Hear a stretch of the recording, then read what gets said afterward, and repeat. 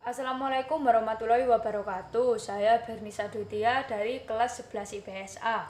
Pada kali ini saya akan bercerita sedikit mengenai pemberontakan yang terjadi setelah kemerdekaan Indonesia. Salah satunya adalah peristiwa G30 SPKI. Peristiwa ini bisa disebut juga Gerakan 30 September 1965 PKI. Nah, latar belakang terjadinya aksi pemberontakan ini adalah PKI ingin merubah ideologi Pancasila menjadi ideologi komunis. Dengan demokrasi yang dianut Indonesia saat itu, yaitu demokrasi terpimpin, membuat PKI semakin kuat dan puncaknya adalah pada tanggal 30 September tahun 1965. Sebelum melakukan penyerangan, PKI melakukan beberapa usaha untuk menarik perhatian masyarakat dan mendapat dukungan.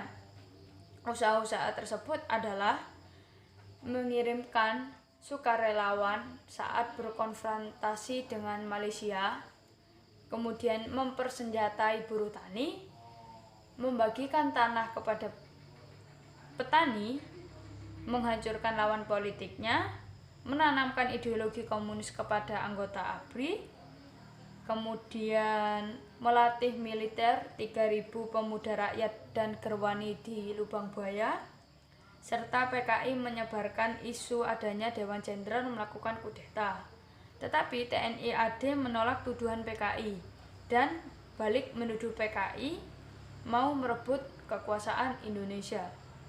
Karena hubungan yang kurang baik antara PKI dan TNI AD, maka pada akhirnya PKI pun bertindak dan terjadilah peristiwa G30 SPKI ini. Karena keadaan semakin memanas, pasukan PKI di bawah pimpinan Letkol Untung melakukan penyerangan pada tengah malam. Aksi pemberontakan dimulai dengan perebutan Bandara Halim Perdana Kusuma yang akhirnya digunakan markas PKI. PKI tidak hanya mengambil alih kekuasaan, PKI juga menculik para perwira TNI. Setelah diculik, para perwira tersebut disiksa dan dibunuh oleh anggota PKI. Setelah dibunuh, jasad para perwira dibawa dan dibuang di sumur Lubang Buaya.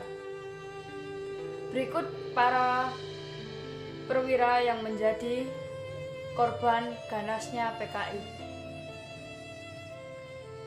Namun, karena target atau sasaran utama PKI, yaitu Jenderal Nasution, berhasil kabur, maka ajudannya Letnan Pierre Tendean dan putrinya Ade Irma menjadi korban Gerakan 30 SPKI pada saat itu.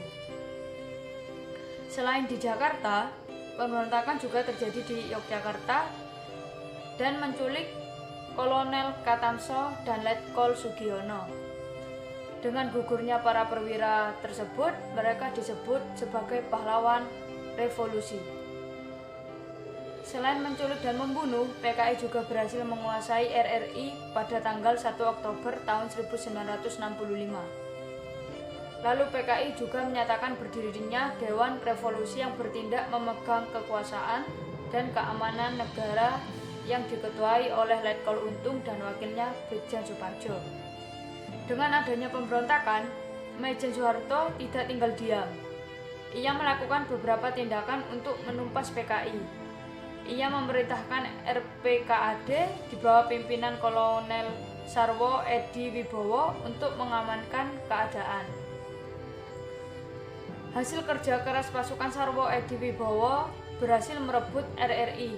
Lalu, tanggal 1 Oktober, Bandara Halim Perdana Kusuma berhasil dikuasai oleh RPKAD, lalu Lubang Buaya juga dapat dikuasai.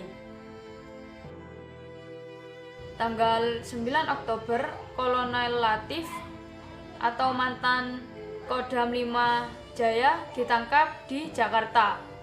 Tanggal 11 Oktober, Kolonel Untung ditangkap di Tegal, Jawa Tengah. Tanggal 22 November, DNID tertangkap di Surakarta, serta 24 November 1965 DNID ditembak mati.